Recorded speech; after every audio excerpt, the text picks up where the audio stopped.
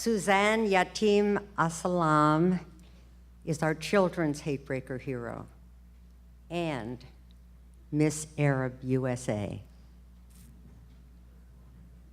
It's not easy being Palestinian, living in America. Before 9/11, my family experienced racism, but I did not, except for once. My first time I ever experienced it, I was in the 6th grade, and I was walking home from the bus stop with this boy that I've walked home from the bus stop with every day since the 1st grade. And his house is before mine, so we're walking completely normal. I don't even remember if we were talking, and we stop in front of his house, and he just turns around and he spits on me. And he walks to his house, stands in front of his door. Right before he goes in, he says, "Go back to your own country." And he walks inside. And I walked home crying, like, why did he spit on me?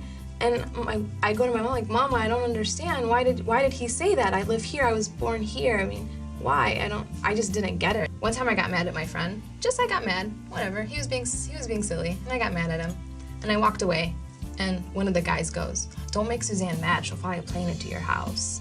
I've always been a person who always wanted to help people. Always wanted to help people, but I never really knew how. I didn't like medicine, I didn't want to be a doctor.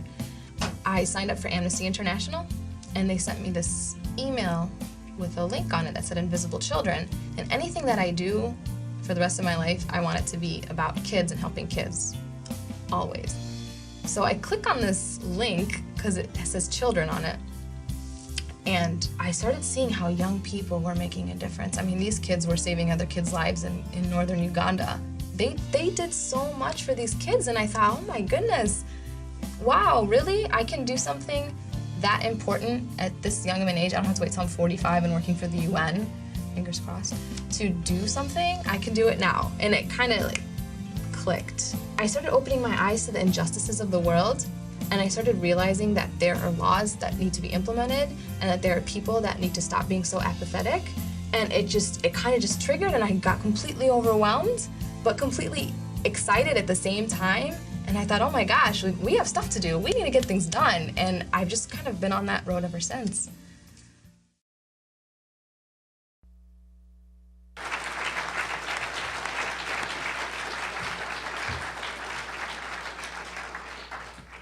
To present the award to Suzanne is Sultan Mohammed, co-founder and director of Real Talk.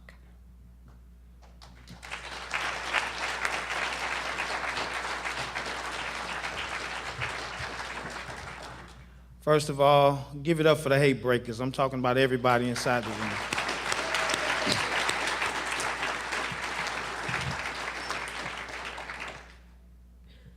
Susan, I mean, this is outstanding what you're doing. But more importantly, to Susan Yatim Aslam, actually we have more in common than she can imagine.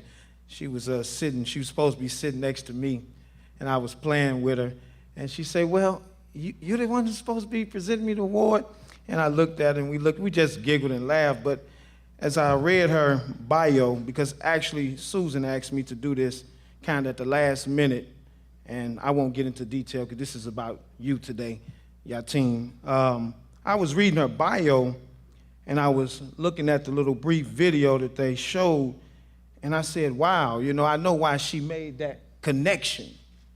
It's because if anybody knows me, and it's just like 2% in this room that actually knows me, I dedicate my life to youth, at-risk youth in particular.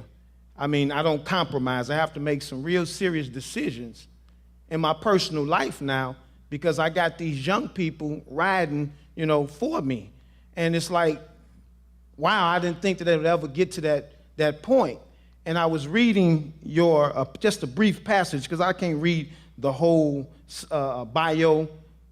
And it says, she works at home and around the world to help children interrupt the cycle of hate breeds hate. She travels to the Middle East, working with groups of Christians, Muslims, and Jews on behalf of children in nonviolent ways. And when I read that passage or that excerpt in your bio, immediately I thought about our concept or our stance as a 501c3 organization with a Muslim being the director of it, myself. And our position is, and if anybody knows us, no lines drawn in the sand. No lines drawn in the sand. And that's what I thought about when I read this passage. Christian, Muslim, Jew, it doesn't make a difference.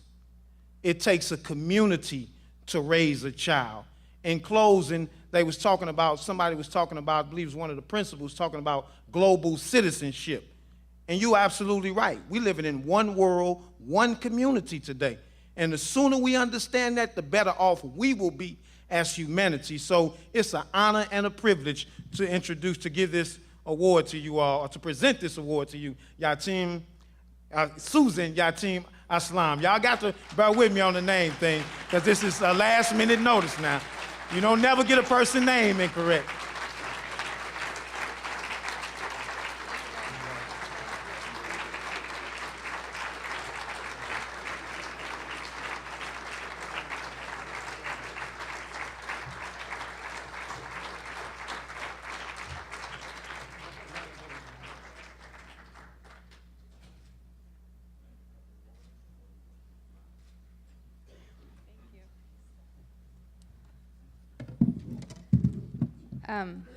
Before I get started, I wanted to tell you guys something about Olive that you might not know. I went to Webster with Olive and Gray, and I was just a normal kid, a normal girl who thought about school and work and boys and all that stuff. And I'd, have a moment where I was thinking negative thoughts about things, and I'd look up, and I'd see Olive walking across campus. That girl always smiles. And it always made me stop, whatever it was that I was thinking that was probably extremely trivial, and thank my God. If Olive can sit there walking around smiling, what on earth am I doing here frowning? And I want you to know that you taught me that. You said nothing. You were just walking around campus, you and John, and it always stuck with me, and I can't tell you how many times I've told this to people. And you are my personal hero because you've gone through so much, and you can still find a way to smile on finals week. And it's true. So I just want you to know that without even speaking, you are so impactful. Growing up, I was raised in a family, in a household that had two schools of thought.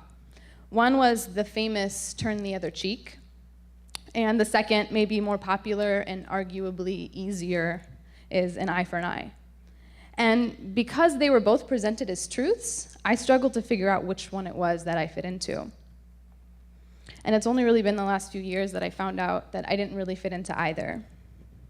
An eye for an eye obviously is too violent and perpetuates hate. And turn the other cheek, while it's lovely, it didn't give me the opportunity to stand up for myself. I wanted to stand up for myself, and I needed to do it with love. It's not that easy for me. I've got a bit of a temper. I try really hard to hide it, but I've got a temper. And so it's something that I have to work on daily. Fight with love. Fight with love. And I wish I could give you some mathematical formula for how this is achieved, but just like life's curveballs, it's a case-by-case scenario. But the one constant for me has been empathy. Why did he bully me? Maybe he was just scared. Why did she call me ugly? Maybe she was just insecure too. And when we choose to understand those that hate us, we give ourselves the opportunity to see the struggle of our fellow man. In my experience, when people hate, they're not necessarily hating you. What they're really doing is telling you that they need help. What their hate communicates, if you take the time to listen, is that they're scared, they're hurt, they're tired, they're alone. So when you experience hate, it's an opportunity in disguise, an opportunity to give someone love when they really need it. And that's what this award is about, breaking the cycle of hate. I don't know if I can personalize an award like this, because I don't think I'm any more deserving than any of the countless souls who have done so much to further the cause of love. But what I think an award like this does is allow someone to be a mouthpiece for those who fight so hard for what I like to call the Love Initiative. And I'm so honored to be recognized as one of those people, and I want to thank HateBreakers and Susan, who's just followed me this whole time, and she's so great, she's so awesome.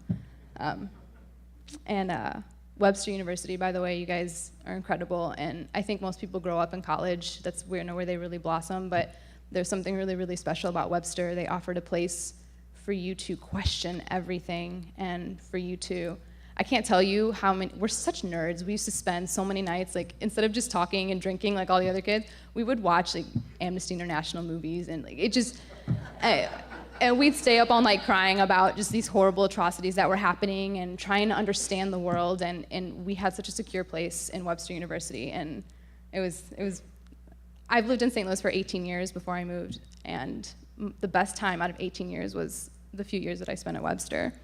And I just only hope that I can continue to make you all proud. Thank you.